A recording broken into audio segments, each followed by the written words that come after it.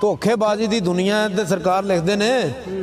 ਉਹ ਦਾਣੇ ਪਾ ਕੇ ਤੇ ਪੁੱਛ ਪੁੱਛ ਕਰਕੇ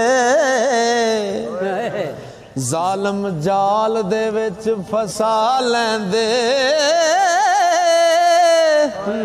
दिसे फर्क न आलमा जालमा विच मथे रगड़ के इंज कसा लैंदे सारी जिंदगी रवांदे ने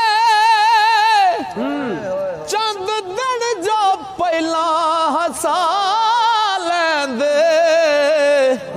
कसूर मंद जो नस्ल दे असल होंदे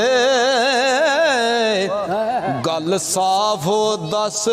दसा लैंदे।